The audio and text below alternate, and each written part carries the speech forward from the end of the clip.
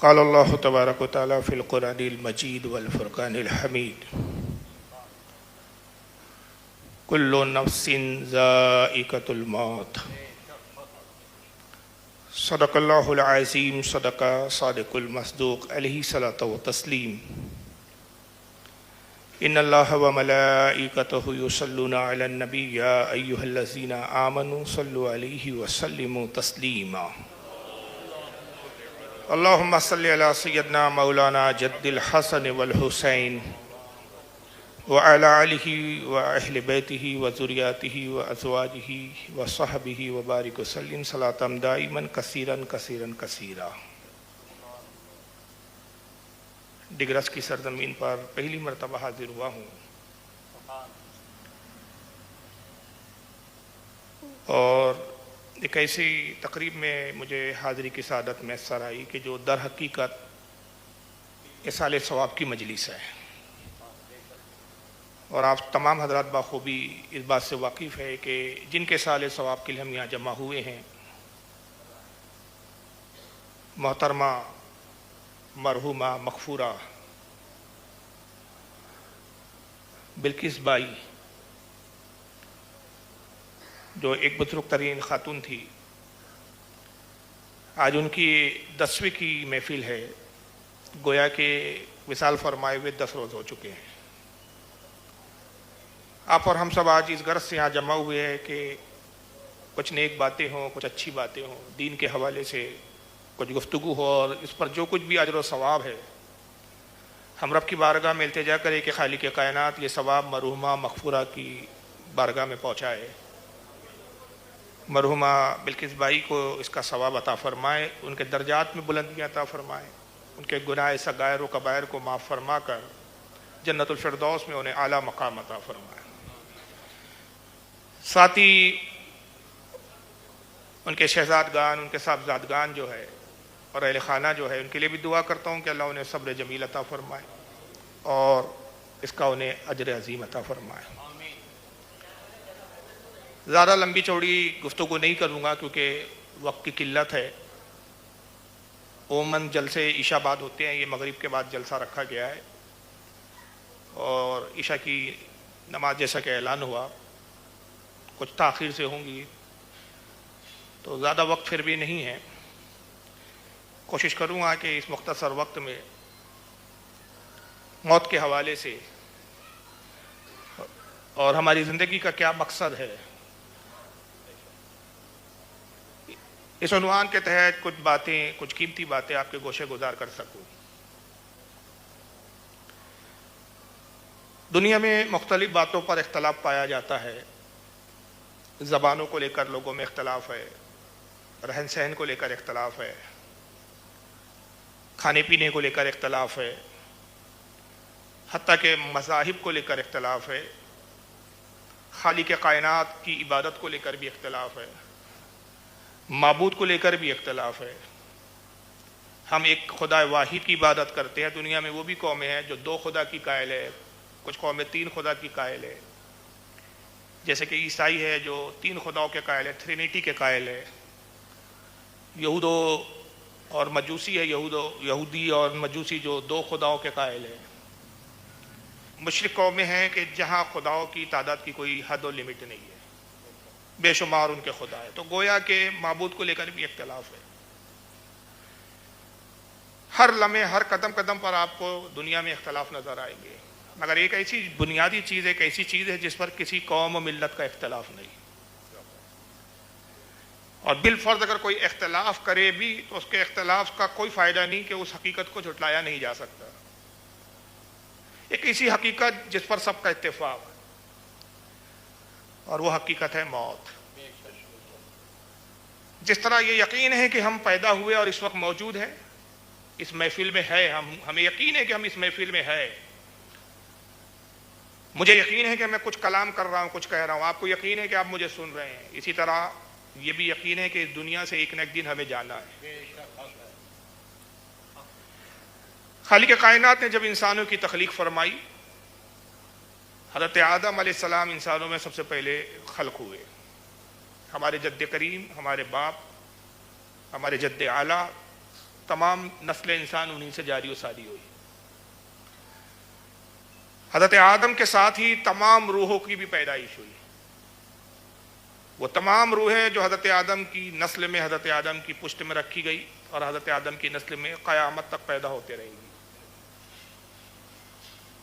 حضرت آدم علیہ السلام نے جب ان روحوں کو دیکھا تو روایت اور حدیثوں میں آیا کہ وہ بھوسی کی مانند روحیں نظر آ رہی تھی۔ اس قدر تعداد تھی ان کی کہ جیسے کوئی بھوسی کو ہوا میں بکھیر دیا جائے۔ دو قسم کی بھوسیاں تھیں، ایک سیدھے آپ کے بازو سے کچھ بھوسی برآمد ہوئی جن کی حد و شمار اللہ کے سوا کوئی نہیں جانتا، ایک الٹے کاندھے سے بھوسی برآمد ہوئی۔ فرق یہ تھا کہ جو سیدھے کاندھے سے بھوسی نکالی گئی اور جو سیدھے کاندھے سے بھوسی کی مانی جو شے نظر آ رہی تھی اس کا رنگ سفید تھا، الٹے کاندھے سے جو بھوسی نکالی گئی اس کا رنگ سیاہ کالا تھا۔ حضرت آدم نے تعجب سے عرض کیا، خالق کائنات، یہ میرے بازوؤں سے میرے کاندھوں سے یہ کیا شے نکلی، یہ کیا ہے؟ ارشاد ربانی ہوا کہ آدم یہ تیری اولادیں ہیں جو قیامت تک دنیا میں آئیں گی۔ مشیت پہلے ہی طے کر چکی تھی کہ آدم کی تخلیق اگرچہ جنت میں ہوئی لیکن خلافت کا تاج زمین پر رکھا جائے گا، زمین پر جانا ہے، آدم کو بھی زمین پر جانا ہے، نسل آدم کو بھی زمین پر پیدا ہونا ہے۔ پہلے ہی فرما دیا گیا تھا انی جاعل فی الارض خلیفہ، میں زمین پر ایک خلیفہ پیدا کروں گا، زمین پر جانا ہے طے ہے۔ عرض کیا خالق کائنات، یہ اگر میری اولادیں ہیں تو یہ دو رنگ کیسے، ایک کا سفید ایک کا کالا؟ یہ اگر وہ روحیں ہیں جو دنیا میں آئیں گی پیدا ہوں گی؟ ارشاد فرمایا کہ تقدیر لکھی جا چکی، جو سفید بھوسی تو نے دیکھا یہ تیری وہ اولادیں ہیں جو صاحب ایمان ہوں گے اور جنت میں جائیں گے، اور جو سیاہ بھوسی تو نے دیکھی ہے آدم یہ تیری اولادوں میں وہ ہے جو کفر اختیار کریں گے، مجھ پر ایمان نہیں لائیں گے، یہ جہنم میں جائیں گے۔ سوال یہ پیدا ہوتا ہے کہ جب پہلی طے ہو گیا تو پھر ہم عمل کیوں کریں؟ جس کو جنت میں جانا ہے وہ تو طے ہو چکا ہے۔ جی نہیں، بات یہ نہیں ہے۔ دنیا میں جو انسان جس طرح کے اعمال کرنا تھا، ایمان اختیار کرے گا یا کفر اختیار کرے گا، اللہ نے دنیا میں اس کو ایک حد تک اختیار دیا ہے، چاہے تو ایمان قبول کر لے چاہے تو کفر پر اڑا رہے۔ رب تبارک و تعالیٰ عالم الغیب ہے، پہلے سے ہی جانتا ہے، اپنے علم کے مطابق اس نے تحریر فرما دی۔ ایسا نہیں کہ جو لکھا اس پر انسان مجبور ہے۔ دو قسم ہے تقدیروں کی، تقدیر مبرم، تقدیر مطلق، یا معلق بھی کہا گیا اس کو۔ معلق وہ تقدیر جو تبدیل ہوتی ہے، دعاؤں سے تبدیل ہو جاتی ہے، اعمال سے تبدیل ہوتی ہے۔ لکھ دیا گیا تقدیر میں تکلیف پہنچیں گی، بیمار ہوں گا آدمی، فلاں تاریخ کو اتنے بج کر اتنے منٹ پر اس کی طبیعت خراب ہوگی، بیمار ہوگا، لیکن کچھ اچھا عمل کیا اللہ راضی ہو گیا، ارشاد فرمایا اس کی تقدیر کا یہ لکھا ہوا مٹا دو، اس کے لیے صحت لکھ دو۔ لکھا ہوا تھا کہ دنیا میں جائیں گا اولاد نہیں ہوگی، بے اولاد رہیں گا، کسی ولی کامل نے دعا کر دی خالق کائنات اس کو اولاد عطا فرما دے، میرے ولی نے دعا کی، میں نے قبول کیا، تقدیر مٹاؤ، 3 اولاد عطا کر دو۔ متعدد مثالیں میں اس طرح سے دے سکتا ہوں۔ لکھا تھا کہ آج کھانا ہی نہیں ملے گا آپ کو، کام میں ایسے مصروف رہیں گے آپ کے بھوکے رہو گے۔ رزق کی ایک لمٹ لکھ دی گئی تھی کہ اتنا ہی رزق ملے گا، مگر کسی ولی کامل نے، کسی عالم دین نے دعا کی اللہ تعالیٰ آپ کے رزق میں فراوانی کر دے، اللہ آپ کے رزق میں برکت عطا کرے۔ رب نے فرمایا میرے فرشتوں یہ دعا قبول کی، اس کے رزق میں فراوانی کر دو، اضافہ کر دو، نعمتیں لکھ دو اس کی۔ یہ تقدیر معلق یا تقدیر مطلق ہے جو تبدیل ہوتی ہے، لیکن ایک تقدیر مبرم، اٹل، بدلتی نہیں ہے۔ وہ تقدیر کیا ہے؟ موت کا وقت، موت کی جگہ، کس جگہ مرے گا، کس وقت مرے گا، کس دن مرے گا، کس گھڑی میں مرے گا، کس طرح سے مرے گا، یہ اٹل ہے، یہ تبدیل نہیں ہوگی۔ جب اتنی ساری روحیں نکلی فرشتے حیران ہو گئے، خالق کائنات یہ دنیا میں آباد ہوں گی یہ روحیں؟ ہاں دنیا میں بھیجوں گا۔ مولا ان کی تعداد تو اتنی ہے کہ دنیا چھوٹی پڑ جائے گی۔ اگر میں سائنس کی زبان میں آپ سے گفتگو کروں تو یہ جو ہمارا کرۂ ارض ہے نا، یہ زمین کا جو ایک گولا، یہ پوری گیلیکسی اور کہکشاں کے مقابلے میں ایک قطرے کے برابر بھی نہیں۔ یہ سورج جو ہم دیکھتے ہیں نا، سائنس کی بات میں کر رہا ہوں، جو سائنسداں آج کچھ شواہد کی بنیاد پر جو دعوے کرتے ہیں یا باتیں کرتے ہیں، اور اسلام سے نظریہ نہیں ٹکراتا، کیونکہ موضوع سائنس نہیں ہے، ورنہ میں پھر امام جعفر کے اقوال آپ کے سامنے رکھتا کہ کہ جو سائنس آج بول رہا ہے 1400 سال پہلے امام جعفر صادق فرما چکے ہیں۔ آئنسٹائن جس نے زمین کی حرکت کا نظریہ دیا اور آج سائنسداں اس کے نظریے کو قبول کرتے ہیں اور بہت بڑا زمین کا دنیا کا سائنٹسٹ مانتے ہیں، البرٹ آئنسٹائن کہتا ہے کہ یہ جو سورج ایک نظر آ رہا ہے، چاند نظر آ رہا ہے، یہ بے شمار جن کی تعداد ہم جانتے نہیں، گن نہیں سکتے، یہ جو ستارے ہمیں نظر آ رہے ہیں یہ ایک گیلیکسی ہے، یہ ہماری اپنی ایک گیلیکسی ہے، ایسی ہزاروں گیلیکسیاں ہیں جس میں ایسے ہزاروں سورج ہیں، ایسے ہزاروں چاند ہیں اور ہمارے چاند سے ہزاروں گنا بڑے ہیں۔ اس کائنات کے مقابلے میں زمین کی کیا حیثیت ہے؟ ایک قطرے کے برابر کی۔ اور پھر اس زمین پر ہم آباد ہیں، اس میں ہماری اپنی کیا حیثیت ہے؟ اور پھر ہم کہتے ہیں اللہ میں، ہمیں بولتے وقت بھی شرم آنی چاہیے کہ ہم ہے کیا جو آنا کہہ رہے ہیں میں کیا، یہ میں کیا ہوتا ہے بھائی؟ کچھ نہیں ہے آپ۔ تو فرشتوں نے، کیونکہ فرشتے کائنات کا نظارہ دیکھ چکے ہیں، جانتے تھے، ان کی نگاہ کائنات پر حاوی تھی، عرض کیا خالق کائنات اتنی روحیں زمین پر تو بھیجیں گا، زمین تو تنگ ہو جائیں گی۔ اللہ نے ارشاد فرمایا کل من علیہا فان وَيَبْقَى وَجْهُ رَبِّكَ ذُو الْجَلَالِ وَالْإِكْرَامِ۔ ارشاد فرمایا کہ ہر شے کو، ہر چیز کو فنا ہے سوائے تیرے رب کے جاہ و جلال کے، صرف تیرے رب کی ذات باقی رہنے والی ہے، باقی ہر شے کو فنا ہے۔ میں موت پیدا کر دوں گا، ہر روح ایک وقت تک زمین پہ ٹھہریں گی اور پھر میری طرف لوٹ آنا ہے۔ ان کو یک بارگی ایک ساتھ پوری آدم کی اولادوں کو زمین پر آباد نہیں کروں گا، کچھ کو بھیجوں گا، پھر کچھ وقت تک ان کو زمین پر ٹھہرنا ہے، پھر موت ہو جائے گی، جب وہ آئیں گے تو ان کی جگہ دوسرے بھیج دوں گا۔ یہ سلسلہ قیامت تک چلتا رہے گا اور ایک وقت ہوا ہے کہ پوری دنیا کو پھر میں فنا کر دوں گا اور پھر حشر کے دن جمع کروں گا، مالک یوم الدین، پھر میں اس انصاف کے دن کا مالک ہوں، پھر حساب لوں گا کیا کیا تھا دنیا میں۔ حدیث میں آتا ہے کہ فرشتوں نے جب دیکھا کہ انسان کی موت کا ذکر ہو رہا ہے تو خوش ہو گئے، انہوں نے کہا ہم موت کی تکلیف سے بچ گئے، ہمیں موت نہیں آنی ہے، موت کی تکلیف انسان کو بھگتنی ہے۔ ابھی فرشتے خوشی کا اظہار ہی کر رہے تھے کہ ہمیں موت نہیں، تو پھر دوسرا فرمان ارشاد ہوا کلو نفس ذائقۃ الموت، ہر نفس کو موت کا مزہ چکھنا ہے۔ فرشتوں نے کہا ہم بھی گئے، طے ہو گیا، انسان کی تخلیق کے ساتھ ہی طے ہو گیا کہ موت بھی ہے، اس کے لیے مرنا بھی ہے۔ اب دنیا میں ہمیں کیسے رہنا چاہیے کہ جب ہماری بارے میں پہلے ہی طے ہو چکا کہ ہم یہاں ہمیشگی کے لیے نہیں ہیں، ایک مختصر وقت کے لیے آئے ہیں، کیسے گزارنا ہے پھر ہمیں یہاں پہ اپنی زندگی کیا؟ لیکن اب سوال یہ پیدا ہوتا ہے کہ بھائی انسان کی موت کے بارے میں تو ہم سنتے ہیں، مگر کبھی سنا کہ آج فلاں فرشتے کا انتقال ہو گیا؟ تو پھر یہ کیسا فاروق صاحب ابھی آپ نے کیسے کہہ دیا کہ فرشتوں کو بھی موت آنی ہے؟ آج تک تو کوئی روایت ہماری نظر سے نہیں گزری کہ اللہ کے نبی نے کہا ہو کہ آج فلاں فرشتے کا انتقال ہو گیا، آج اتنے ہزار فرشتوں کو موت آ گئی۔ انسان کے لیے موت ایک مختصر زندگی کے بعد ہے، لیکن فرشتوں کی زندگی ہمارے مقابلے میں بہت طویل ہے۔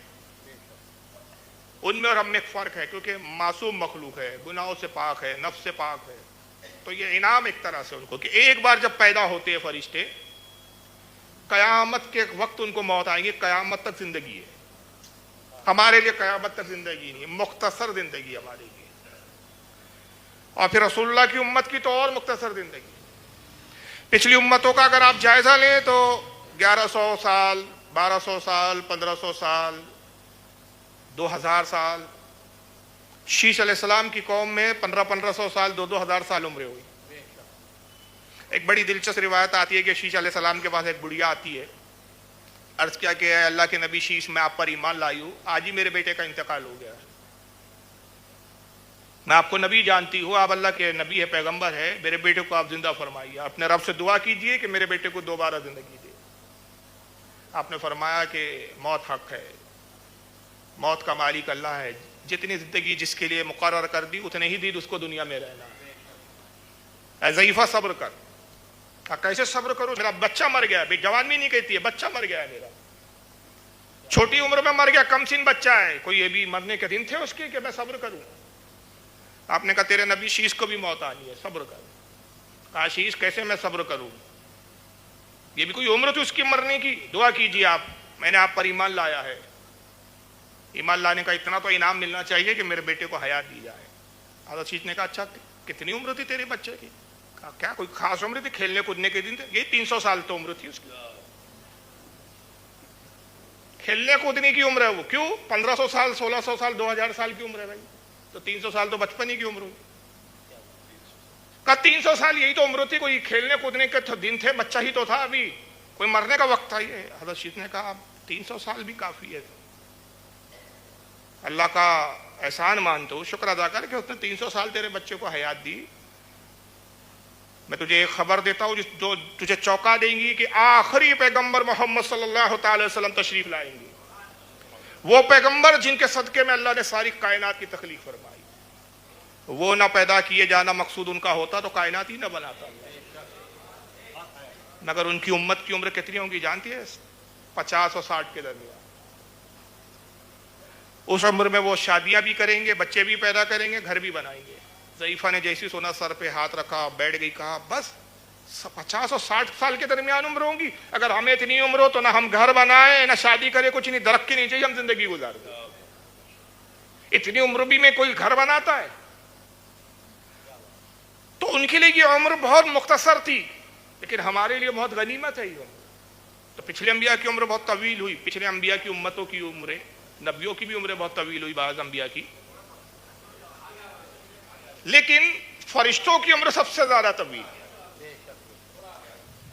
انسان پیدا ہوتے ہیں، ہر انسان کے ساتھ فرشتے بھی پیدا ہوتے ہیں، اور انسانوں کی پیدائش کے مقابلے میں فرشتوں کی پیدائش زیادہ ہے، تعداد زیادہ ہے۔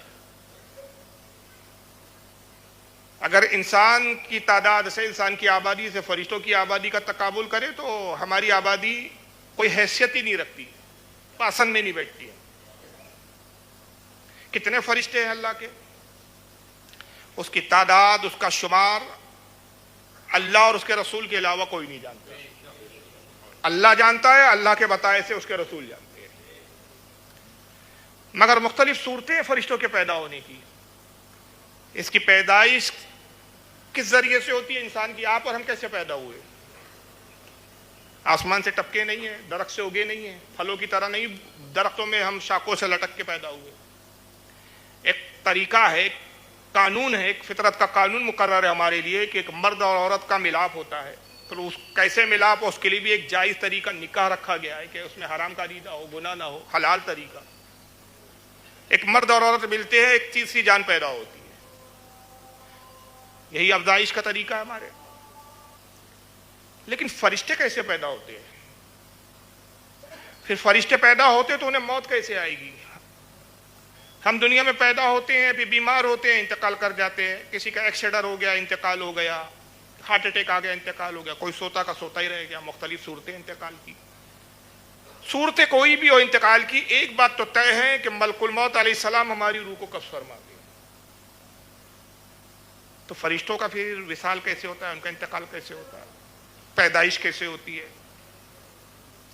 اندازہ لگائیے کہ انسان کس طرح اشرف المخلوقات ہے کہ فرشتوں کی پیدائش میں بھی انسان کا دخل ہے۔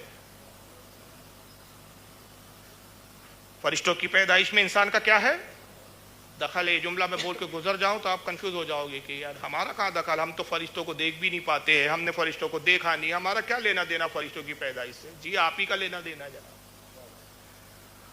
اور اس پر پھر ناز کرے صرف اہل سنت و جماعت کے فرشتوں کی پیدائش میں بھی جو سب سے بڑا حصہ جس جماعت کا ہے، جن لوگوں کا ہے، وہ سنی ہے۔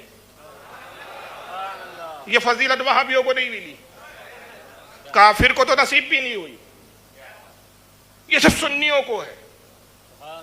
اور میں دلیل کی روشنی میں بات کروں گا، صرف ہوائی بات نہیں ہو رہی ہے۔ یہ سنیوں کا فرشتوں کی پیدائش میں حصہ ہے، لیکن پھر ایک سوال پیدا ہوتا ہے کہ آپ میں سے کوئی کھڑے ہو کے پوچھ سکتا ہے کہ فاروق صاحب بڑی عجیب بات کر رہے ہیں کہ کیا فرشتوں میں بھی نر و مادہ ہوتے ہیں؟ کیا فرشتوں میں عورتیں ہوتی ہیں کہ جس طرح ہمارے ہاں عورتیں ہوتی ہیں، مادہ ہوتی ہے، ایک نر کا مادہ سے تعلق قائم ہوتا ہے تو ایک جان پیدا ہوتی ہے، ایک بچہ وجود میں آتا ہے، تو کیا فرشتوں میں بھی عورتیں ہیں؟ کیا ہمارے مردوں سے وہ زنانہ فرشتے یا مادہ فرشتوں کا کوئی تعلق ہے؟ جو مخلوق نظر ہی نہیں آتی، اس کی پیدائش میں ہمارا کیا حصہ؟ تو آئیے میں آپ کو حدیث کی روشنی میں بتاتا ہوں کہ آقا صلی اللہ تعالی وسلم فرماتے ہیں کہ لوگوں جانتے ہو فرشتے کیسے پیدا ہوتے ہیں؟ صحابہ نے عرض کیا اللہ رسول بہتر جانے. فرمایا سنو، ہر فرشتے کے دو پر ہے. ہم میں فرشتوں میں یہ بھی فرق ہے کہ ہم زمین پر چلتے ہیں، بلکہ چلتے کیا ہے بولا جائے رینگتے ہیں. پوری کائنات کا میں نے آپ کو جائزہ دیا، اس کائنات کا جائزہ لے کر اپنا وجود دیکھے تو گویا ہمیں کیڑے کی مانند ایک جراثیم جو نظر نہ آئے وہی حیثیت ہے ہماری، زمین پر رینگتے ہیں گویا ہم. مگر فرشتوں کی قوت اور طاقت کو اللہ نے وہ عطا کیا ہے کہ ہر فرشتے کے دو پر ہے، وہ پروں سے پرواز کرتے ہیں. اور ان کی ملکوتی شکل ایک تو وہ ہے کہ اللہ تعالیٰ نے فرشتوں کو طاقت و قوت دی کہ وہ جو چاہیں شکل اختیار کر سکتے ہیں، انسانی شکل میں بھی آتے ہیں. لیکن جو ان کی اپنی خاص ملکوتی شکل ہے یعنی فرشتوں والی شکل ہے، اس کی جسامت، اس کی قد و قامت کتنی ہے؟ آقا فرماتے ہیں کہ ہر فرشتے کے دو پر ہے، اور وہ فرشتہ اتنا وسیع، اس کے پر اتنے وسیع اتنے بڑے کہ ایک عام فرشتہ اپنے پروں کو پھیلائیں تو تمہاری دنیا کے مشرق اور مغرب کو ڈھانپ لے. ایک اللہ تعالیٰ نے ایک ایسا خاص فرشتہ پیدا کیا، اور جب میرا کوئی ایک امتی مجھ پر ایک مرتبہ درود پڑھتا ہے، اللہ تعالیٰ اس فرشتے سے کہتا ہے کہ اے میرے فرشتے دریائے نور میں غوطہ لگا. وہ فرشتہ دریائے نور میں غوطہ لگاتا ہے، باہر آتا ہے، اپنے پروں کو جھٹکتا ہے، پروں سے پانی کے قطرے گرتے ہیں. جتنے قطرے گرتے ہر قطرے سے اللہ ایک فرشتے کو پیدا فرماتا ہے. پروں سے جو قطرے گرتے ہیں پانی کے دریائے نور کے، اور ان قطروں سے جو فرشتے پیدا ہوتے، وہ فرشتے قیامت تک اللہ کی عبادت، تعریف، توصیف، تسبیح و تحلیل میں مشغول ہو جاتے، اور جتنی وہ عبادت اور تعریف و توصیف کرتے ان سب کا ثواب اللہ تعالیٰ میرے اس امتی کے نام اعمال میں لکھتا ہے جس نے مجھ پر ایک مرتبہ درود پڑھا تھا. اس طرح فرشتوں کی پیدائش ہوتی ہے. کچھ تسبیحات ہے کہ ان تسبیحات کی تلاوت پر، اس تسبیح کی بنیاد پر فرشتے کا وجود ہوتا ہے. انسان اشرف المخلوقات اس لیے کہ فرشتوں کی پیدائش میں بھی اس کا دخل ہے. فرشتوں کی پیدائش میں بھی اس کا دخل ہے. مگر ایک انسان جب پیدا ہوتا ہے تو اس کے ساتھ کتنے فرشتے پیدا ہوتے ہیں جانتے ہیں؟ آپ اکیلے نہیں آئے دنیا میں. یہ بھی ایک بڑی خاص بات بتا رہا ہوں. جب آپ دنیا میں آئے تو آپ کو تو لگا کہ میں اکیلا پیدا ہوا. زیادہ جڑوا بچے ہو گئے تو 2 بچے آ گئے بولے. اب بہت زیادہ کوئی ورلڈ ریکارڈ ہو گیا تو 3 بچے 4 بچے، حالانکہ ریکارڈ ہی ہوتا ہے. 3 ہو گئے تو شہر میں تہلکہ مچ جاتا ہے کہ فلاں کو 3 بچے ایک ساتھ ہو گئے. 4 ہو گئے تو ریکارڈ بن جاتا ہے، میڈیا پہنچ جاتی ہے مائک لے کے 4 بچے کیسے ہو گئے بھائی. 2 عام طور پہ ہوتے ہیں، عام طور پہ 1 ہوتے ہیں، کسی گھر میں کبھی کبھی جڑوا ہو جاتے ہیں، لیکن زیادہ تر 99% ایک وقت میں 1 بچہ پیدا ہوتا ہے. تو کیا آپ اکیلے آتے ہیں دنیا میں؟ حضرت امام ابن جریر طبری رحمۃ اللہ علیہ بہت بڑے محدث، عالم، امام ہے اپنے وقت کے. ان کی مشہور زمانہ تفسیر قرآن ہے، تفسیر الطبری. اس کے علاوہ پھر امام جلال الدین سیوطی اپنی تفسیر در منصور، حافظ ابن کثیر اپنی تفسیر قرآن تفسیر ابن کثیر کے اندر متعدد تفسیروں کے حوالے میرے پاس کہ ان تفاسیروں میں یہ بیان کرتے ہیں روایت کہ آقا صلی اللہ علیہ وسلم فرماتے ہیں جب ایک انسان دنیا میں پیدا ہوتا ہے اس کے ساتھ 20 فرشتے پیدا ہوتے ہیں. ہر انسان کے ساتھ 20 فرشتے، اور مختلف خدمات ہیں ان فرشتوں کی. 2 فرشتوں کو تو آپ بھی جانتے ہیں. یہ حدیث، یہ بات، یہ روایت اتنی مشہور ہے کہ ہر انسان جانتا ہے. 2 فرشتوں کے بارے میں تو ہر انسان جانتا ہے، 18 کے بارے میں سب کو نہیں معلوم.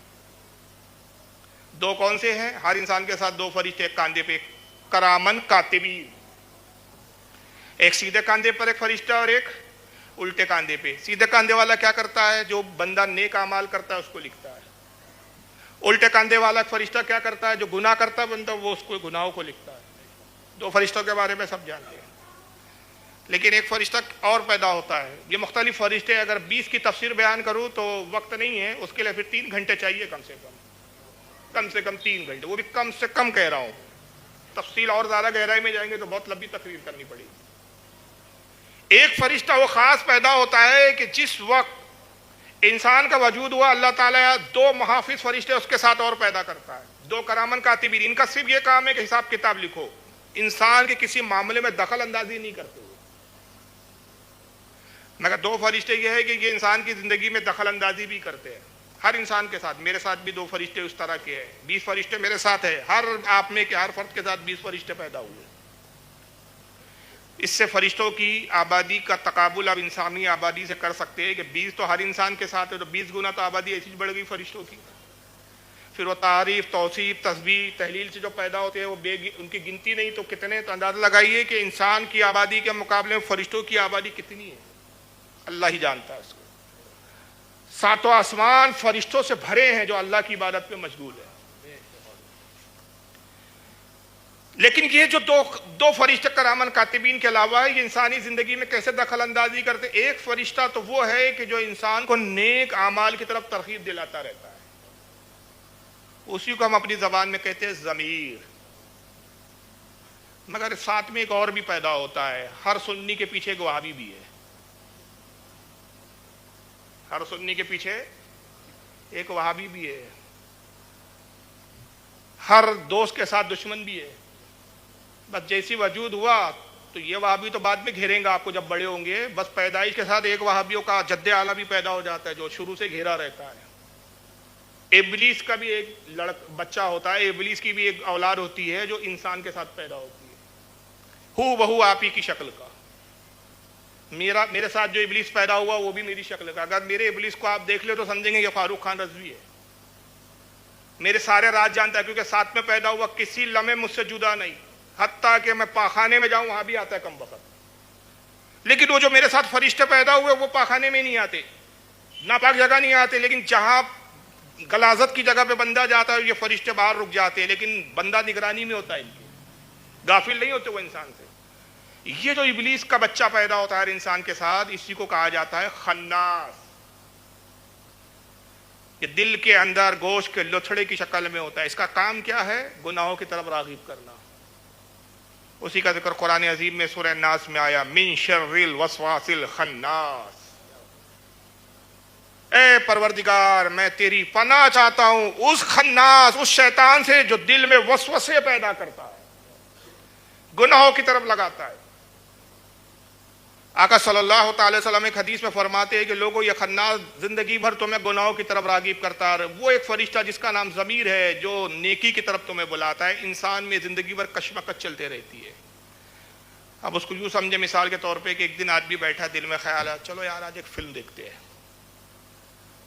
ذرا نکالو یار وہ پین کا، آج کل تو وہ آ گئے، پہلے سی ڈی وی ڈی چلتی تھی، کیسٹ چلتی تھی، آج کل وہ پین ڈرائیو آ گئے، اب تو موبائل آ گیا، چلو بیٹھے بیٹھے ارے چلو یار یوٹیوب پہ ذرا کوئی فلم دیکھتے ہیں، آج کوئی گندی فلم دیکھتے ہیں۔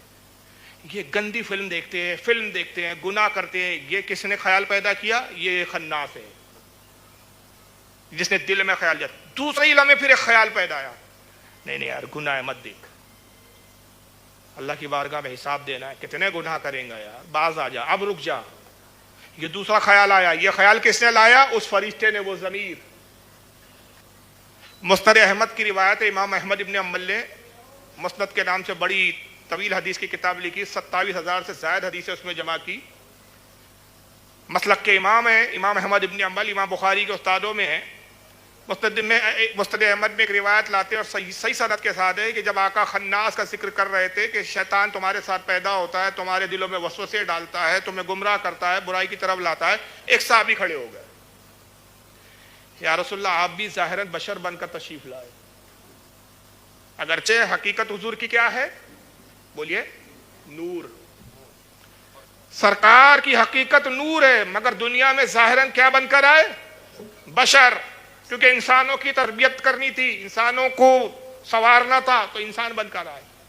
صحابی کھڑے ہوئے عرض کہ اللہ کے نبی آپ بھی ظاہراً بشر ہے، تو اللہ کے رسول کیا آپ کے ساتھ بھی وہ خناس پیدا ہوا؟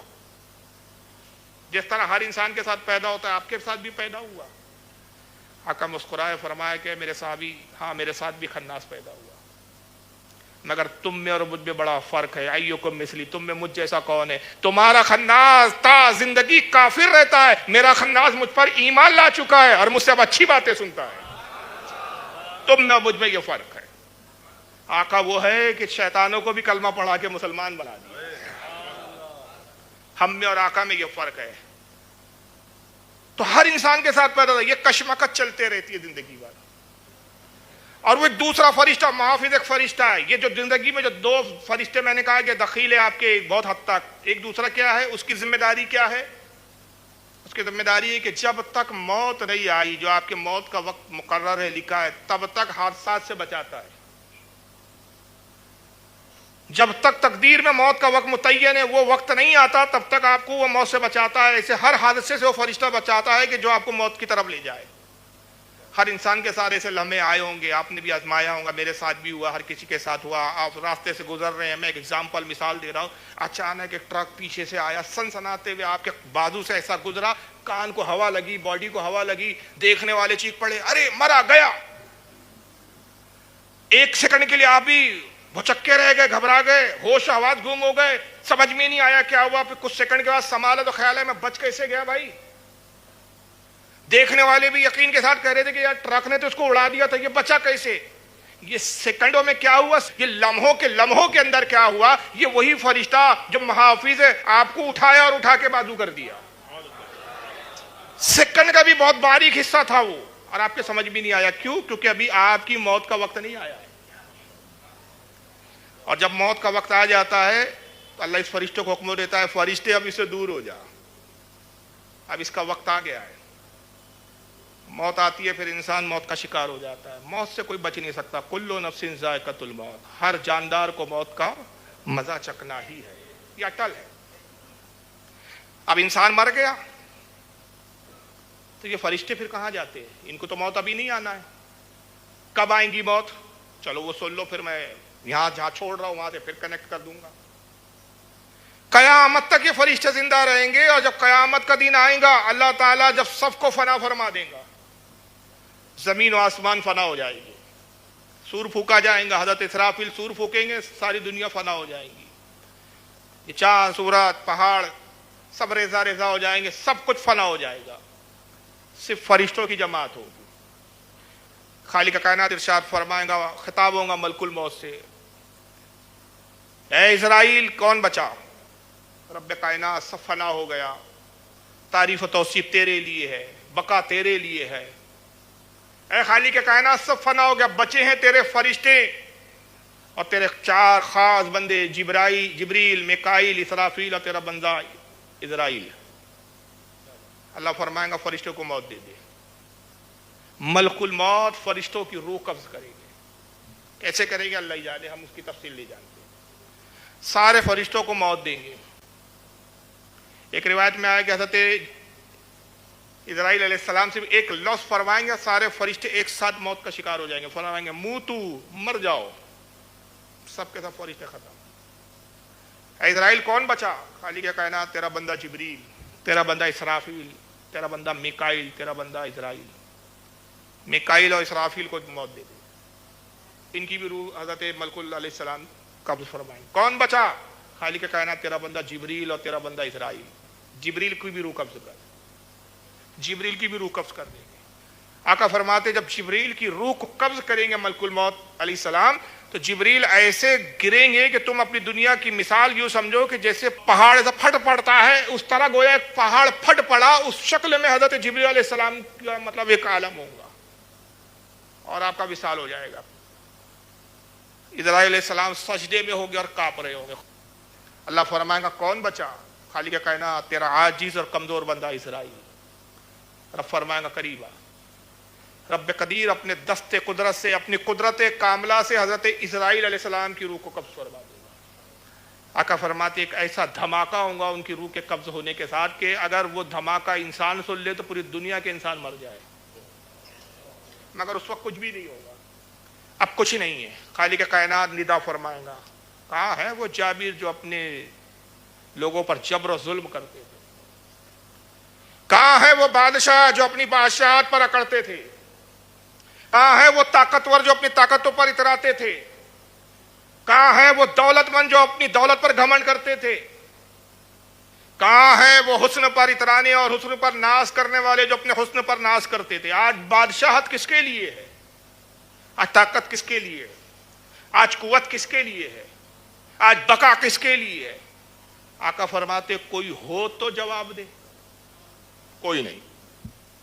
وہی کیفیت جو ازل میں تھی جب ساری مخلوق کو پیدا نہیں کیا تھا، جیسا اس وقت تھا، جیسا بول رہا، یہ بھی لفظ میرے لیے مشکل ہے، الفاظوں کی تنگ دامنی، یہ جیسا تیسا یہ اللہ سے، اللہ کی ذات کے لیے بعید ہے، یہ اس کے وہ تغیرات سے پاک. لیکن سمجھائیں تو کیسے سمجھائیں، بتائیں تو کیسے بتائیں. ہمارے لفظ مخلوق، ہم مخلوق ہو کر مخلوق کے ذریعے رب کی، خالق کی تعریف و توصیف، ان کیفیتوں کو بیان کرے تو بھی کرے کیسے؟ ہمارے الفاظوں کی مجبوری، ہمارے علم کی کمزوری. لیکن بس میں آپ کے سمجھانے کے اعتبار سے، ورنہ جب کچھ نہ ہوگا، زمین آسمان چاند سورج سب ختم ہوگا، اس وقت وقت بھی نہیں ہوگا، گھڑی نہیں ہوں گی، گھنٹے نہیں ہوں گے، سیکنڈ نہیں ہوں گے، ٹائم ہی نہیں ہوگا. مگر آقا کہتے ہیں جب تک اللہ چاہیں گا یہ وہ کیفیت رہے گی. اب یہ تو ہمارے بولنے کے لیے جب تک، نہ جب ہوگا نہ تب ہوگا، تب بھی نہیں ہے جب بھی نہیں ہے. خالق کائنات ندا فرمائیں گا، کہاں ہے بادشاہ، کہاں ہے حسن پر ناز کرنے والے، کہاں ہے دولت پر اکڑنے والے، کہاں ہے جبر و ظلم کرنے والے، کہاں ہے طاقت پر اترانے والے. پھر خود ارشاد فرمائیں گا آج بادشاہت ہے صرف میرے لیے، آج طاقت ہے صرف میرے لیے، قوت ہے صرف میرے لیے، میری ہی ذات باقی رہنے والی ہے، میرے علاوہ کوئی باقی نہیں، سب کو فنا ہے. اور پھر فرمائیں گا کن ہو جا فیقول، سب کے سب دوبارہ پیدا ہو جائیں. پھر حشر برپا ہوگا، حساب و کتاب ہوگا. اب جنت والے جنت میں جاؤ، جہنم والے جہنم میں جاؤ. یہ اس وقت فرشتوں کی موت آئیں گی. لیکن ابھی جو 20 فرشتے آپ کے ساتھ آئے تھے، 2 کے بارے میں تو آپ بھی جانتے ہیں، کرامن کاتبین، ان کا کام یہ تھا کہ آپ کا حساب کتاب لکھے. اب آپ کا انتقال ہو گیا تو کریں گے کیا؟ یہ پھر کیا لکھیں گے؟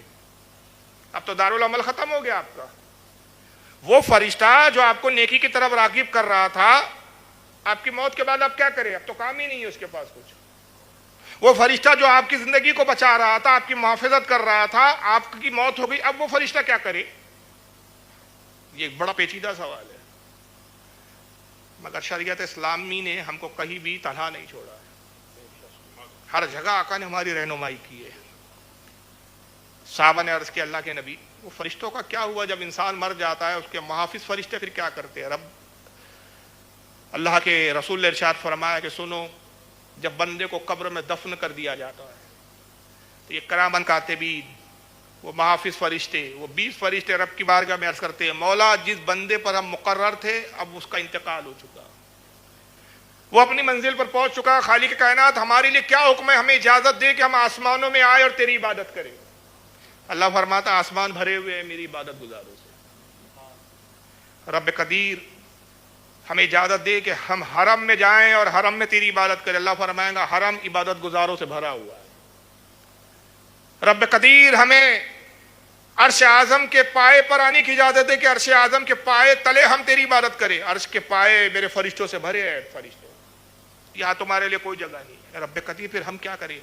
ارشاد ربانی ہوتا ہے جاؤ اس بندے کی قبر پر کھڑے ہو جاؤ، جس بندے پر میں نے تمہیں مقرر کیا تھا اس کی قبر پر جاؤ. کہ فرشتے 20 فرشتے قبر بندے کی قبر پر آتے ہیں اور آنے کے بعد پھر عرض کرتے ہیں مالک کائنات تیرے حکم کے تحت ہم قبر پر حاضر ہیں، اب ہمارے لیے کیا حکم ہے؟ اللہ فرماتا یہ نیکوکار تھا، میرے محبوب کا غلام تھا، میرے محبوب سے محبت کرنے والا تھا، قیامت تک اب تعریف و توصیف کرو، میری تعریف کرو، میری تسبیح بیان کرو، اور جو کچھ تم عبادت و تسبیح و تعریف کریں گے اس سب کا ثواب میں اس بندے کے نام اعمال میں لکھتا رہوں گا. بتائیے سنی ہونے میں کتنا فائدہ ہے. یہ ابھی تک اسی بات پہ اڑا ہوا ہے اصال ثواب جائز نہیں، کسی کا عمل کسی کو فائدہ نہیں دیتا. یہ تو سمجھ رہے نا میری مراد کس طرف ہے؟ یہ بدعقیدہ ابھی تک اصال ثواب کا قائل نہیں. معلوم ہوتا ہے نام اس نے اپنا اہل حدیث رکھا لیکن حدیث سے پڑھی ہی نہیں اس نے کچھ. عمل فرشتے کر رہے، ثواب اس کو مل رہا ہے. اس بندے کو فرشتے قبر پر آتے ہیں، اللہ کی تعریف بھی کرتے ہیں اور پھر دعا بھی کرتے ہیں پروردگار اس بندے کے درجے کو بلند فرما کہ اس نے دنیا میں ہماری باتوں کو سنا، ہماری باتوں پر عمل کیا، ہم اس کو نیکی کی ترغیب دلاتے رہے، یہ نیک اعمال کرتا رہا، یہ درود و سلام بھی پڑھتا تھا، یہ نبی پاک صلی اللہ علیہ وسلم کی محبت کا اظہار بھی کرتا تھا، یہ تیری عبادت بھی کرتا تھا، یہ روزے بھی رکھتا تھا، یہ بندہ کامیاب ہو گیا، مولا اس کے درجے میں اضافہ فرما.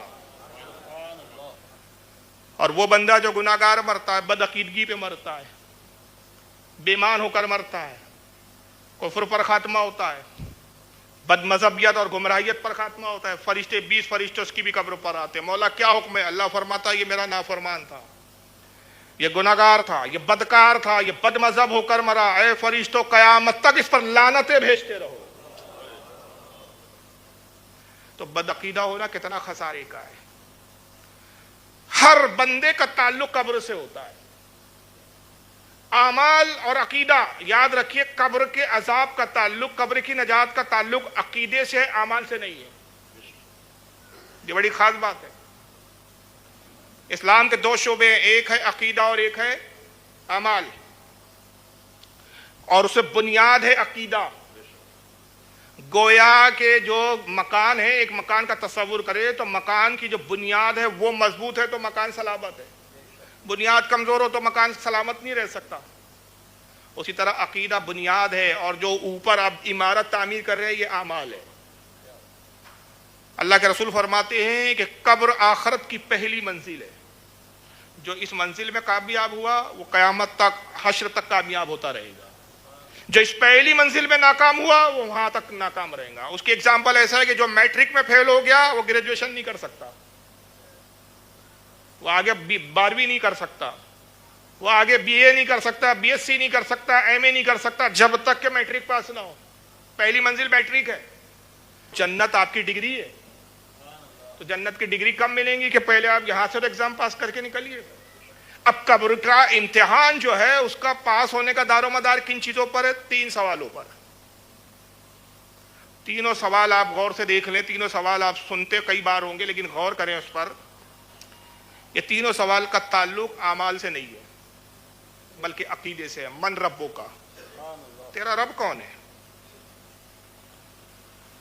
یہ اعمال سے نہیں ہے بلکہ کیا ہے؟ تیرا عقیدہ. اللہ کے بارے میں تیرا عقیدہ کیا ہے؟ کون ہے تیرا رب؟ 365 پتھروں کے معبود، لکڑیوں کے معبود، پتھروں کے معبود. کون ہے تیرا رب؟ مومن کہتا ہے ربی اللہ، میرا رب اللہ ہے جو ایک ہے، واحد ہے. ماں دینوں کا، تیرا دین کیا ہے؟ آگ کی پوجا کرنے والا، پتھروں کو پوجنے والا، کیڑے مکوڑوں کی عبادت کرنے والا، جانوروں کے سامنے سجدہ ریز ہونے والا، کسی کے بھی سامنے جھک جانے والا. کیا ہے تیرا دین؟ ماں دینوں کا کیا ہے تیرا دین؟ بندہ مومن جواب دیتا ہے دین الاسلام، میرا دین اسلام ہے. وہ اسلام جس میں نے شرک سے پرہیز کیا، وہ اسلام جس کے احکام کو میں نے فالو کیا، وہ اسلام جس میں میں نے ایک خدا واحد کی عبادت کی اور رسول اللہ پر ایمان لایا. تیسرا سوال ہوتا ہے، اور یہ تیسرا سوال بڑا ہے. پوری کامیابی کا مدار اس تیسرے سوال پر ہے. اور اس سوال کی اہمیت کے لیے میں صرف اتنا بتا دوں کہ امام بخاری نے صحیح بخاری میں 6 جگہ حدیث لکھی قبر کے سوال پر. 6 جگہ بخاری میں لکھ کے ایک ہی سوال لکھے. آج تک آپ سنتے آ رہے کہ قبر میں کتنے سوال ہوتے ہیں؟ بولیے. امام بخاری ایک ہی سوال کا ذکر کرتے ہیں. اور صحیح بخاری وہ کتاب ہے جو قرآن کے بعد سب سے افضل مانی جاتی ہے. امام بخاری من ربوں کا ذکر نہیں کرتے. ایک روایت صحیح بخاری میں امام بخاری نے ایسی نہیں لائی جس میں من ربوں کا سوال کا ذکر ہو. ماں دینوں والا بھی سوال نہیں ہے امام بخاری کی کسی حدیث کی کتاب میں. ایک ہی سوال ہے. اور وہ تیسرا سوال ڈائریکٹ کہتے ہیں کہ قبر میں بس یہی سوال ہوگا، اور تیسرا سوال نقل کرتے 2 سوالوں کو چھوڑتے ہیں. وہ روایت ہی نہیں لکھی امام بخاری نے. اور صحیح بخاری میں 6 جگہ اس روایت کو لایا. تو 6 جگہ لایا تو کم سے کم 5 جگہ اگر آپ نے یہ لایا جس میں تیسرا سوال، تو کم سے کم ایک روایت پہ تو 2 لاتے. وہاں بھی نہیں، 6 کی 6 روایتوں میں ایک ہی سوال کا ذکر کر رہے ہیں. اور سوال یہ ہے ما کنت تقول فی حق ھذا الرجل، کیا کہتا تھا تو دنیا میں اس شخص کے بارے میں، یعنی رسول اللہ کے بارے میں کیا کہتا تھا. اور سوال میں ماضی کا صیغہ ہے ما کنت تقولو، کہتا کیا تھا، کیا کہتا ہے نہیں. اب کہیں گا محمد صلی اللہ علیہ وسلم میں مانا نہیں جائے گا. اب کہیں گا یہ میرے آقا ہے میں ان پہ ایمان لایا، مانے جائے گا. تو دنیا میں کیا کہتا تھا وہ بتا. اسی کا غلط کہتے آج لے ان کی پناہ، آج مدد مانگ ان سے، پھر نہ مانیں گے قیامت میں اگر مان گئے. کہتا کیا تھا یہ بتا.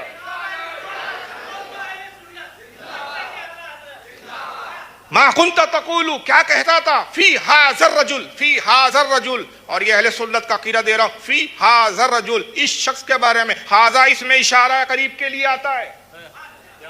گویا آقا موجود ہے، بتا پہچانتا ہے کہ نہیں پہچانتا ہے؟ تو جس نے ساری زندگی نبی کی تعظیم ہی نہ کی وہ پہچانے گا کیا؟ جو نبی کی محبت میں جیتا رہا، نبی کی محبت میں مر گیا، جس کا عقیدہ یہ تھا انہیں جانا، انہیں مانا، نہ رکھا غیر سے کام، للہ الحمد میں دنیا سے مسلمان گیا، آقا کو دیکھ کر پہچانے گا اور کہیں گا یہ تو وہی آقا ہے نا جن کو دیکھا نہیں تھا، آنکھیں بند کر کے انہی کا تصور کر کے یہی تو کہتا تھا مصطفیٰ جان رحمت پہ لاکھوں سلام، شمع بزم ہدایت پہ لاکھوں سلام۔ جب دیکھا نہیں تھا تو تصور میں سلام بیچتا تھا، آج دیکھ رہا ہوں اور فرشتوں دیکھنے کے بعد پوچھ رہے ہو کیا کہتا تھا؟ ارے یہی تو کہتا تھا مصطفیٰ جان رحمت پہ لاکھوں سلام، شمع بزم ہدایت پہ لاکھوں سلام، یہی تو کہتا تھا۔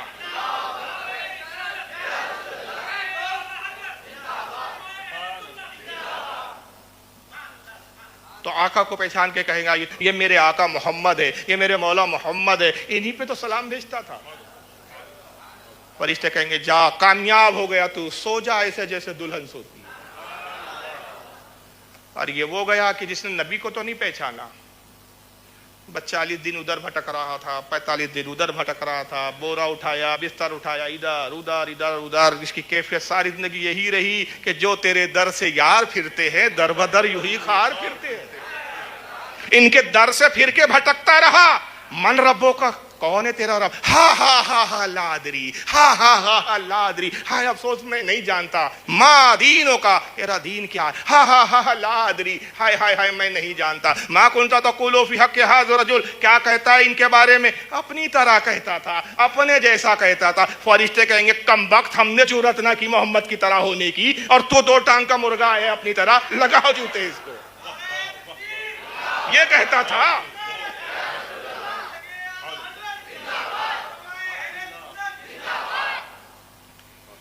تو ناکام ہو جائے گا، اور پھر وہ فرشتوں کی لعنت، جو 20 فرشتے آپس میں اب لعنتیں جھیلتے رہے گے۔ ایک تو عذاب یہ کہ آقا کو پہچانا نہیں۔ تو امام بخاری سے پوچھا گیا امام بخاری یہ تو بتائیے من ربوں کا کیوں نہیں لایا اپنی حدیث، ماں دینوں کا کیوں نہیں لایا اپنے حدیث؟ تو امام بخاری نے جواب دیا کہ تم نے جانا نہیں، سمجھا نہیں، سارا سوالوں کی کامیابی، آخرت کی اور دنیا کی ساری کامیابی کا راز محمد صلی اللہ علیہ وسلم پر ایمان لانے، ان کے پہچاننے میں ہے۔ اگر رب کو بھی پہچان لیا، دین کو بھی پہچان لیا اور محمد کو نہ پہچانا تو کوئی کام نہ آئے گا، اور جس نے محمد کو پہچان لیا اس نے رب کو بھی پہچان لیا، اس نے دین کو بھی پہچان لیا۔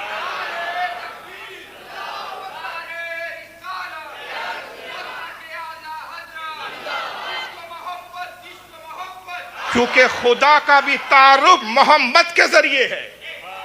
قل هو اللہ احد، اے محبوب تو بتا کہ اللہ ایک ہے، حبیب تو بتا۔ تو اللہ کا تعارف بھی ہمیں رسول سے ملا، اللہ کا پتہ بھی رسول سے ملا، اللہ کی معرفت بھی رسول سے ملی۔ یہی وجہ ہے وہ ابو بکر صدیق کا واقعہ سنے ہوں گے کہ ایک جنگ کے موقع پہ پورے گھر کا سامان رسول اللہ کی بارگاہ میں حاضر کر دیا۔ سنا ہے نا واقعہ، میں تفصیل میں نہیں جا رہا ہوں۔ اور آقا نے ایک ہی سوال کیا تھا، اے ابو بکر کیا چھوڑا گھر میں؟ کیا کہا تھا؟ میرے لیے اللہ کافی ہے، نہیں کہا میرے لیے اللہ اور اس کا رسول کافی ہے۔ تو جانتے تھے کہ رسول کو چھوڑ کر اللہ بھی نہیں مل سکتا۔ لیکن اب ایک چیز ہے کہ پھر قبر جو ہے بندے کی یہ منزل ہے، قبر مرکز ہے۔ لیکن ایک حدیث میں پھر آقا بتاتے ہیں، ارشاد فرماتے کہ جنتی بندے کا مقام بڑا بلند ہے، اور گناہگار کا تو یہ حال ہے کہ وہی قبر اس کے لیے جہنم کا گڑھا بن جاتی ہے، جہنم کی کھڑکی کھول دی جاتی ہے، قیامت تک عذاب میں مبتلا ہے، فرشتوں کی الگ لعنت پڑ رہی ہے۔ مگر جنتی کو کیا اختیار ہے جو نیکوکار ہے؟ آقا فرماتے ہیں کہ فرشتے رب کی بارگاہ میں عرض کرتے ہیں مولا تیرے بندے کی روح کو کہاں رکھے ہم؟ قبر تو اس کا مسکن ہے، لیکن اس کی روح کو خاص کون سی جگہ اس کا مسکن بنائے؟ رب فرماتا ہے میرے بندوں کو مسجد سے بڑی محبت تھی، مسجد کے طاق میں اس کی روح کو رکھ دو۔ کسی بندے کو خانہ کعبہ سے بڑی محبت تھی، اللہ فرماتا ہے اس کی روح کو خانہ کعبہ میں رکھ دو۔ کسی بندے کو مسجد نبوی شریف سے بڑی محبت تھی، رب فرماتا ہے اس بندے کی روح کو مسجد نبوی شریف میں رکھ دو۔ کسی بندے کو بیت المقدس سے محبت تھی، بیت المقدس میں روح کو رکھ دو۔ کسی بندے کو جنت سے محبت تھی، جنت کے اندر پرندوں کے پپوٹوں میں اس کی روح کو رکھ دو۔ بعض روایت میں ہے کہ جنت کی قندیلوں میں رکھ دو۔ تو پتہ چلا کہ جس کو جس سے محبت وہاں روح۔ سنیوں کو رسول سے محبت تو سنیوں کی روح آقا کے قدم۔ آقا کے دیار پہ، اے رضا تیرے دل کا پتہ چلا ہمیں بمشکل در روزے کے مقابل، ہمیں وہ نظر تو آیا، یہ نہ پوچھ کے کیسا پایا، یہ نہ پوچھ کے کیسا پایا۔ تو یہ اپنا اپنا ذوق ہے، لیکن یہاں ایک میں لطیف نقطہ بتانے جا رہا ہوں، یہ دنیا افضل ہے کہ خانہ کعبہ، یا آپ کا گھر افضل ہے کہ خانہ کعبہ افضل ہے؟ بولیے۔ آپ جس مکان میں رہتے، جس مکان میں کھاتے پیتے اٹھتے بیٹھتے سوتے ہیں، یہ زیادہ بہتر ہے کہ اللہ کا گھر مسجد بہتر ہے؟ آپ کا گھر بہتر ہے کہ بیت المقدس بہتر ہے؟ آپ کا گھر بہتر ہے کہ جنت بہتر ہے؟ پتہ چلا کہ مومن کی روح کو ترقی ملتی ہے۔ بندہ مومن جب تک دنیا میں ہوتا ہے اپنے مکان میں ہوتا ہے، لیکن جیسی انتقال کیا اس سے بہتر اور مقدس مقام پہ اس کی روح کو تبدیل کر دیا جاتا ہے، اس سے بہتر مقام عطا کر دیا جاتا ہے۔ لیکن میرے آقا کی روح کہاں ہے؟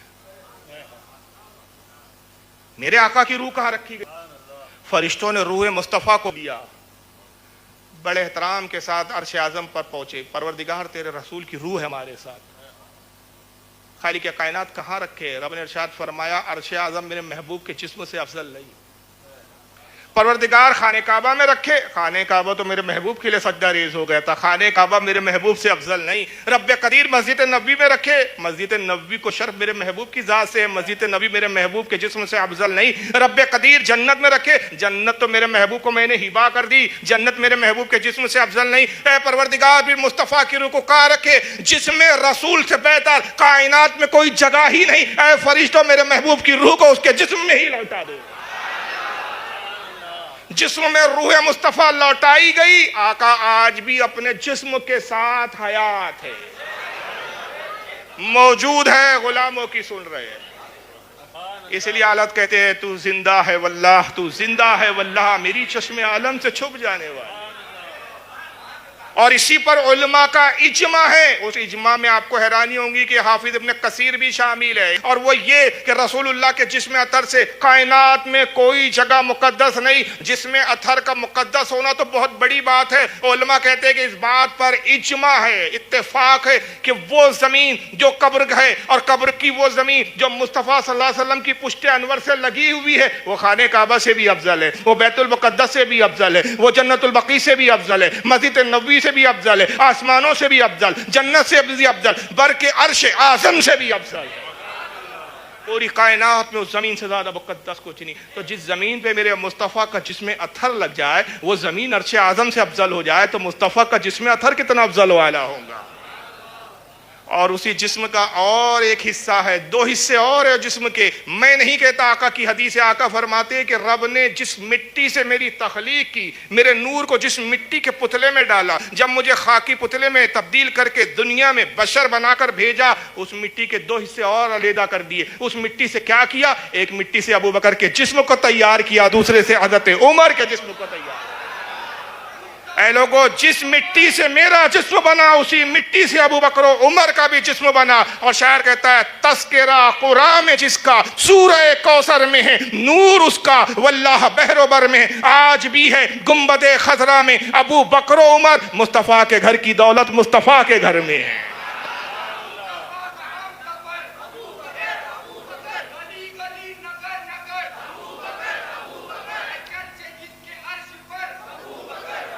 اور اس کی تائید قرآن عظیم کی وہ آیت کریمہ بھی کرتی ہے کہ جس میں ابو بکر اور جس میں عمر اسی مٹی سے خلق کیا گیا، جس مٹی سے جس میں مصطفیٰ صلی اللہ علیہ وسلم خلق کیا گیا۔ قرآن کہتا ہے منہا خلقناکم وفیہا نعیدکم ومنہا نخرجکم تارۃ اخری، ہم نے اسی مٹی سے تمہیں پیدا کیا، اسی مٹی میں لوٹائیں گے اور اسی مٹی سے دوبارہ اٹھائیں گے۔ تو کیسے اٹھائیں گے؟ ترمذی شریف کی حدیث ہے، آقا ایک مرتبہ برآمد ہوئے، ایک ہاتھ میں ابو بکر کا ہاتھ لیے ہوئے، دوسرے ہاتھ میں حضرت عمر کا ہاتھ لیے ہوئے۔ صحابہ سے کہا میرے صحابہ دیکھ رہے ہو ہم کس طرح ہے؟ صحابہ نے عرض کیا اللہ کے نبی ہم نے دیکھا کہ آپ کے ایک دست مبارک میں ابو بکر کا دست ہے، آپ کے دوسرے دست مبارک میں عمر کا ہاتھ ہے۔ آقا نے کہا گواہ ہو جاؤ، اسی طرح ساتھ ساتھ ہم قبر میں ہوں گے، اسی طرح حشر میں بھی ساتھ ساتھ اٹھائے جائیں گے۔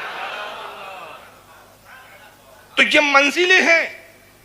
جس طرح رسول اللہ حیات ہے اور حضور کی حیات ہی نہیں، ہر نبی کی حیات پر اجماع امت ہے سوائے وہابیوں کے جنہوں نے کہا نبی مر کر مٹی میں مل گئے،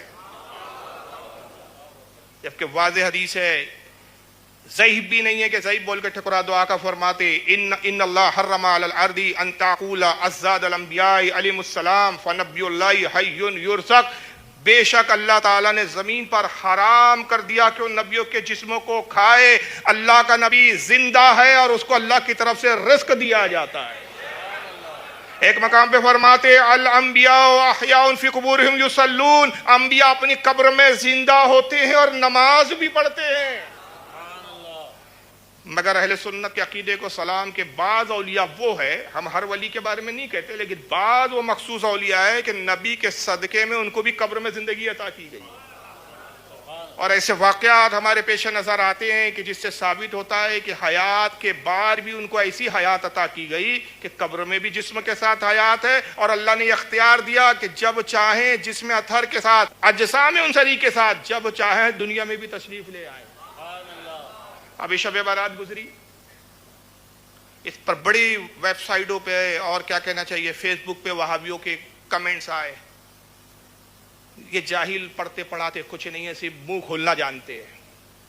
کہا صاحب بریلیوں کا عقیدہ ہے کہ روح گھر پر آتی ہے، تو پھر یہ قبرستان کیوں جاتے ہیں؟ بڑے یعنی ایسا لگا کہ بہت بڑا تیر مار لیا. اچھا ان لوگوں کے پاس صرف عقل کے گھوڑے ہیں، دلیل کچھ نہیں ہوتی. اعتراض عقل سے کرتے ہیں، جواب حدیث سے چاہتے ہیں. بدماشی دیکھو. ارے بھائی جو عقیدہ تم عقل کی بنیاد پہ بتا رہے، ہمت ہو تو قرآن و حدیث سے دکھاؤ کہ اس میں قرآن و حدیث میں اس کا انکار کا ثابت ہے.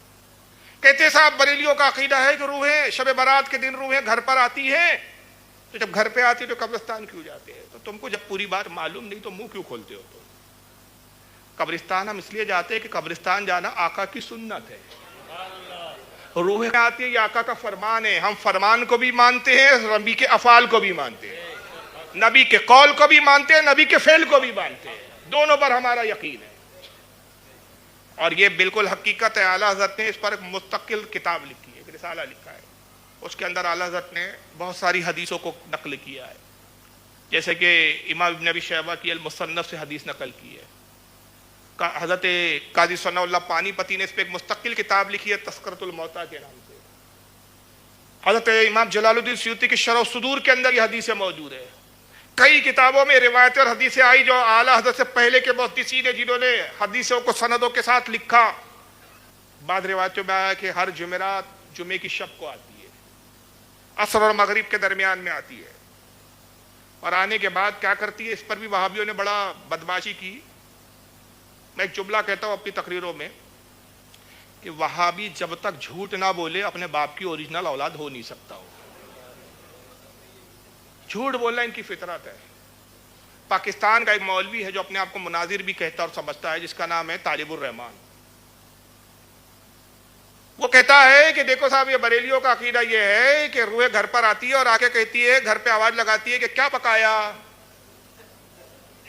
گھر والوں سے پوچھتی ہے کیا پکایا، گھر والے کہتے ہیں دال پکائی یا ساگ پکایا، تو کہتی لعنت ہو تم پر، یہ پکایا ہمارے لیے.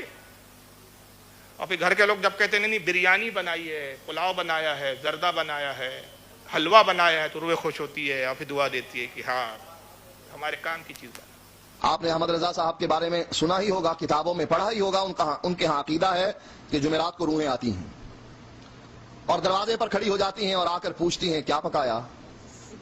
اگر کہیں دال ساگ، فرماتی ہیں لعنت ہو تم پر، ہمارے لیے دال ساگ ہی رہ گیا تھا. اور اگر پکایا مرغ مسلم، بریانی اور مٹھائیاں اور حلوہ اور یہ اور وہ، تو کہتی ہیں شاباش ہو تم پر. اس لیے کہ یہ سارا کچھ مولوی صاحب کے پیٹ میں جانا تھا، احمد رضا خان اور اس کی قوم کے پیٹ میں جانا تھا. اس لیے مسئلہ گھڑ دیا، جمعرات کو روحیں آتی ہیں اور آ کر مانگتی ہیں. یہی مسئلہ اشرف علی تھانوی صاحب کا بھی ہے. زمانہ ہو رہا ہے کہ میں چیلنج کرتے آ رہا ہوں، منہ نہیں کھل رہا ہے کہ ہماری کس کتاب میں لکھا ہے کہ روح آ کے کہتی ہے کیا پکایا. کون سی کتاب میں ہمارے، کون سے عالم نے کہا ہمارے؟ جو ہم نے کہا نہیں، یہ اپنی طرف سے کہتا ہے اور پھر اس کا جواب دیتا ہے. اور ہمارا سنی سیدھا سادہ ارے یار یہ مولوی رد کر رہا ہے، اس کا مطلب سنیوں کا عقیدہ ایسا ہوگا. بیچارے کو توفیق ہوتی نہیں کہ یا تو سنی علماء سے معلوم کرے یا سنیوں کی کتابیں دیکھے. یاد رکھیے ہمارا یہ عقیدہ نہیں ہے، اور یہ حدیث پر مبنی عقیدہ، یہ ہمارا خود ساختہ عقیدہ نہیں ہے. یہ حدیثوں میں آیا کہ روح آتی ہے اور روح کھانا کا مطالبہ نہیں کرتی، کھانے پینے سے پاک، ان کو کھانے کی حاجت نہیں. کس کام کے لیے آتی ہے؟ اسی کام کے لیے آج ہم جمع ہوئے ہیں. روئے آتی ہے ہر جمعرات کو، جمعے کی شب میں، جمعرات کا دن، اور شب جمعہ میں آتی ہے عصر سے مغرب کے درمیان میں، اور دروازے پہ آ کر کہتی ہے اے گھر والو، اے ہمارے اہل خانہ، تم ہمارے گھر میں رہتے ہو، تم ہماری چھوڑی ہوئی غذاؤں کو استعمال کرتے ہو، تم ہمارے چھوڑی ہوئی چیزوں کو استعمال کرتے ہو، تم ہمارے چھوڑے ہوئے مکان میں رہتے ہو۔ آج ہم اس دیار میں، آج اس جگہ جہاں عمل کے سوا کوئی چیز کام آنے والی نہیں، آج ہمیں اعمال کی ضرورت ہے، ہمیں نیکیوں کی ضرورت ہے۔ ہم تمہیں اللہ کا واسطہ دیتی ہے کہ ہمارے لیے نیک اعمال کرو۔ گھر کے لوگ نیک اعمال کرتے ہیں، دعائیں مغفرت کرتے ہیں، اصالہ ثواب کرتے ہیں، صدقہ خیرات کرتے ہیں، مسکین غریبوں کو کچھ اللہ کی راہ میں اس نیت سے دیتے ہیں کہ اس کا ثواب ہمارے مرحوم کو پہنچے۔ جب ان کو ثواب ملتا دکھتا ہے وہ خوش ہو کے دعائیں دیتے جاتی ہے کہ اللہ تمہیں اچھا رکھے، بہتر بنائے، تمہاری زندگی اور سنوارے، اور تمہیں اور نیک اعمال کی توفیق دے۔ اور اگر گھر کے لوگ اصالہ ثواب نہیں کرتے تو روح مایوس ہوتی ہے اور کہتی ہے کہ ہائے افسوس، تم بھی اس طرح زندگی کو غفلت میں گزار رہے ہو جس طرح ہم نے غفلت میں گزاری ہے۔ اے کاش تمہیں معلوم ہوتا کہ موت کے بعد کیا پیش آنا ہے، تو تم زندگی میں بہت کم دنیا میں مشغول ہوتے، زیادہ تر نیکیوں کی طرف رغبت کرتے۔ یہ روایتوں میں آیا ہے، کھانا نہیں مانگتی ہو۔ یہ جو ہم حلوہ بناتے شب برات کے دن، ہمارا یہ عقیدہ نہیں کہ روح کھاتی ہے، یہ حلوہ تو ہم کھاتے ہیں، لیکن یہ حلوہ اگر ہم پڑوس میں دے دیں، یہ حلوہ ہم غریب اور مسکین کو دے دیں، کسی غریب مسکین کو یہ نعمتیں پہنچا دے، اس پر جو اس کا دل خوش ہوتا ہے، وہ جو پڑوسی کو دیا آپ نے، عزیز و اقارب میں تقسیم کیا، اس پر جو اجر و ثواب ہے، یہ اجر و ثواب اس مرحوم کو ملتا ہے، ثواب پہنچتا ہے، حلوے نہیں پہنچتے۔ اب یہ تو عام بندوں کی بات کر رہے ہیں ہم کہ ان کی روحیں آتی ہے، لیکن اولیاء کا مقام تو بہت عرف و اعلیٰ ہے۔ وقت اب بس ختم ہو رہا ہے، میں دو تین چھوٹی چھوٹی باتیں بیان کر کے اختتام کر دوں گا خطاب کا، کیونکہ عشاء کی نماز کا بھی ہمیں خیال رکھتے ہوئے بات کرنی ہے۔ حضرت مخدوم اشرف جہانگیر سمنانی رحمۃ اللہ تعالیٰ علیہ، سمنا ایران کا علاقہ ہے، وہاں کے بادشاہ تھے۔ خضر علیہ السلام کی ترغیب دلانے پر بادشاہت کو چھوڑا، فقیری زندگی اختیار کی۔ ابتداً خضر سے تعلیم حاصل کی، پھر انہوں نے ترغیب دلائی کہ جاؤ ہندوستان میں تمہارے مرشد موجود ہے تمہارے انتظار میں، ان سے بیعت ہو جاؤ، حضرت علاء الحق پنڈوی سے مرید ہو جاؤ۔ حضرت علاء الحق پنڈوی رحمۃ اللہ علیہ بنگال میں مالدہ میں ان کی مزار ہے، اس طرف نکلتے ہیں حضرت مخدوم اشرف۔ راستے میں ایک مقام آتا ہے، وہاں ایک وقت کے بہت بڑے ولی کامل سلسلہ چشتیہ کے عظیم بزرگ حضرت شیخ شرف الدین یحییٰ منیری سید زادے، وہ بھی عالم نظام ہے، سکرات کا عالم ہے، انتقال کا وقت قریب ہے۔ مریدوں کو بلایا، کہا کہ میرا انتقال کا وقت قریب آ گیا، میری دو وصیت خاص ہے، اس کو سن لو۔ پہلی ہے کہ میری جنازے کی نماز کے لیے مجھے تیار کرنا، کفن وغیرہ دے کے جنازہ ڈولہ تیار کر لینا، اور انتظار کرنا ایک سید آل رسول آئیں گا، وہ میری نماز جنازہ پڑھے۔ اس کو نبی کے علم غیب پہ ڈاؤٹ ہے، یہ ولیوں کا غیب ہے کہ کون آئیں گا نماز جنازہ، وہ پڑھانے وہ بھی معلوم، اور اس کا نسب اور حسب کیا ہے یہ بھی معلوم، خاندان بھی معلوم، کا انتظار کرنا، وہ سید زادہ آئیں گا، میری نماز جنازہ وہی پڑھائیں گا۔ اور دوسرا یہ کہ سلسلہ با سلسلہ پیران عظام سے مجھے ایک ٹوپی ملی ہے، جو سلسلہ با سلسلہ ہوتے وہ مجھ تک پہنچی، میرے بعد میں اس ٹوپی کا اہل کسی کو نہیں پاتا، لہٰذا وہ ٹوپی میرے ساتھ ہی دفن کر دینا۔ یہ دو وصیت کی انتقال ہو گیا، جنازہ تیار ہوا، غسل دیے، مرید انتظار میں کہ کون صاحب آئیں گے نماز پڑھانے، کافی دیر ہو گئی، کوئی پہنچا ہی نہیں۔ تو ایک مرید تھے حضرت شرف الدین یحییٰ منیری کے، جن کو سب بزرگ مانتے تھے، وہ آگے بڑھے، بس ابھی مصلی پہ کھڑے ہونا چاہتے تھے کہ پیچھے سے آواز آتی ہے ٹھہر جاؤ۔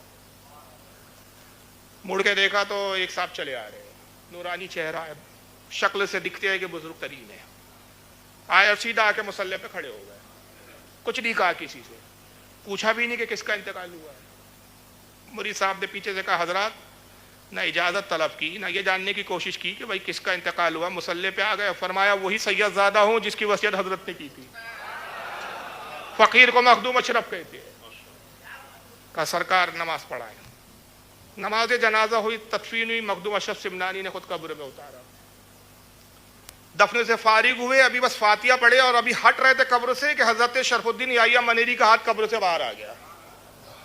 مریدین گھبرا گئے، یہ کیا ہوا؟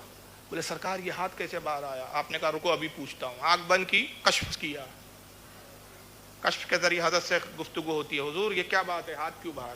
کہا میری ٹوپی نہیں دی گئی، ٹوپی دینا بھول گئے۔ کہا حضرت نے وصیت کی تھی کسی ٹوپی کے بارے میں؟ بولے جی حضور. کہا حضرت ٹوپی مانگ رہے ہیں، فوراً ٹوپی حاضر کی جائے. مری ٹوپی لاتے، حضرت نے ٹوپی کو لیا، بڑے ادب سے دیا، کہا حضور لیجئے. ہاتھ نے ٹوپی لی، اندر غائب ہو گیا. جب ولیوں کی زندگی کا یہ حال ہے تو آقا کی زندگی کا کیا حال ہے؟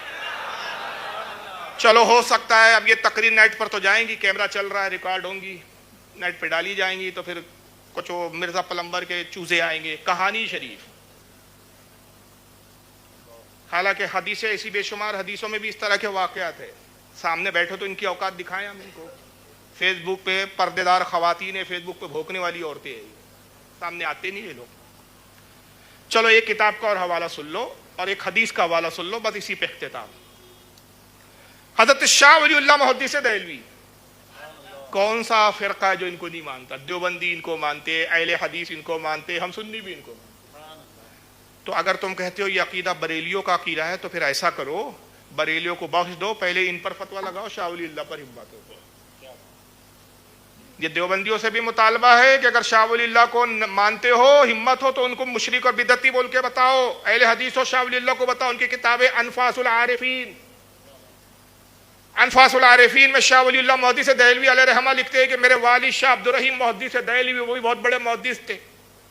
ایک مرتبہ شیخ سعدی کے کچھ اشعار گنگنا رہے تھے. شیخ سعدی شیرازی کب کے؟ خواجہ غریب نواز کے دور کے. زمانہ گزر گیا، 1-2 سال نہیں، کئی سو سال کا عرصہ گزر چکا ہے، کئی صدیاں گزر گئی انتقال کیے ہوئے شیخ سراجی رحمۃ اللہ علیہ کو. انہوں نے کئی کلام لکھے فارسی میں، گلستہ ان کی بڑی مشہور کتاب ہے فارسی کلام کی. تو شاہ عبد الرحیم محدث دہلوی کچھ اشعار پڑھ رہے تھے ان کے، تو ایک شعر بھول گئے، وہ شعر یاد نہیں آ رہا ہے. شاہ عبد الرحیم شاہ ولی اللہ کے کون ہے؟ والد. اور شاہ عبد الرحیم محدث اپنے وقت کے ان علماء میں ہیں کہ حضرت اورنگزیب عالمگیر رحمۃ اللہ علیہ نے جس وقت فتاوی عالمگیری لکھوائی اور جو علماء کی ٹیم تیار کی تھی فتح عالمگیری کے لیے، اس میں یہ شاہ عبد الرحیم بھی شامل تھے. تو شاہ عبد الرحیم وہ شعر بھول کے بڑے پریشان ہوئے. شاہ ولی اللہ کہتے والد کی عادت تھی کہ اگر کوئی چیز بھول جائے، جب تک یاد نہ آئے پریشان ہو جاتے تھے. جب تک وہ یاد نہ آئے طبیعت میں بے چینی رہتی تھی. بے چین ہو گئے، یاد ہی نہیں آ رہا ہے، بہت زور دے رہے کہ یار وہ شعر کیا تھا، اس کے بعد کیا تھا. بے چینی میں باہر نکلے اور وہ شعر جو اس سے پہلے کے شعر گنگنا رہے کہ بار بار گنگنا رہے تاکہ وہ بات کا مصرع یاد آ جائے. شعر کا مصرع بات کا یاد نہیں آ رہا. کہتے کہ اسی گنگناتے گلی میں گزرے تو پیچھے سے ایک شخص نے وہی شعر پڑھا جو حضرت بھول چکے تھے. اس نے جیسی پڑھا ان کو یاد آ گیا، طبیعت بحال ہو گئی، دل کو سکون ملا. انہوں نے شعر دہرایا، پھر خیال آیا کہ یہ شخص جس نے پیچھے تو شعر پڑھا، اسے کیسے معلوم کہ شعر میں بھول گیا ہوں، اور اسی شعر کی یاد کے لیے میں پریشان ہوں. پیچھے پلٹ کے دیکھا تو بزرگ جا رہے تھے. انہوں نے کہا، سمجھ لیا کہ کوئی اللہ والے جنہوں نے دل کی کیفیت کو بھی جان لیا، شعر بھی پڑھ کے سنا دیا. کہا للہ رکیے، تعارف تو پیش کیجئے، اور آپ کی شبات بتا رہی ہے کہ آپ وصال یافتہ میں، نام تو بتائیے تاکہ آپ کی فاتحہ دوں. کہا اب بھی نہ پہچانا؟ فقیر کو شیخ سعدی شیرازی کہتے ہیں. شیخ سعدی شیرازی جا گئے، اپنا شعر یاد بتائیں. یہ انفاس العارفین میں شاہ ولی اللہ نے لکھا ہے. جرأت کرو اور شاہ ولی اللہ کو بدعتی و مشرک بول کے دکھاؤ. سنیوں کو بولنا بہت آسان ہے. چلو تمہاری اگر طبیعت اس سے بھی نہ بہلے، اس پر بھی تم شاہ ولی اللہ پر بھی، میں گھر تک پہنچانا جانتا ہوں ان کو، تمہیں شاہ اللہ بھی منظور نہ ہو، مخدوم اشرف سمنانی کا بھی منظور نہ ہو، تو حدیث کا تو انکار نہیں کرو گے. اور حدیث کا انکار کرے تو پھر اہل حدیث بھی کیسے ہو تم؟ پھر دیوبندی کیسے ہو، وہابی کیسے ہو؟ ترمذی شریف، اور یہ حدیث بھی صحیح الاسناد ہے، صحیح سند کے ساتھ ہے. عبداللہ ابن عمر کہتے ہیں کہ رسول اللہ کے ایک صحابی سفر میں تھے، ایک جگہ خیمہ لگایا انہوں نے. اب یہ خیمہ ہی لگائے تھے کہ زمین کے نیچے سے سورہ ملک کی تلاوت کی آواز آنا شروع ہو گئی. سمجھ گئے کہ غلطی سے کسی قبر پر خیمہ لگا دیا میں نے، تو خیمہ تو ہٹا دیا، کنارے ہٹ گئے. اور کہتے ہیں وہ صحابی رسول فرماتے ہیں کہ میں سنتا رہا یہاں تک کہ اس قبر میں مدفون اس صاحب قبر نے پوری سورہ ملک کی تلاوت کی، اور میں سنتا رہا. وہ اندر تلاوت کر رہے ہیں تو وہ کر رہے ہیں تو پتہ چلا وہ زندہ ہے، تلاوت کر رہے، اور یہ زندہ بھی کتنے پہنچے ہوئے کہ اس مردے کی تلاوت سن رہے ہیں. یہ تال میل ہے.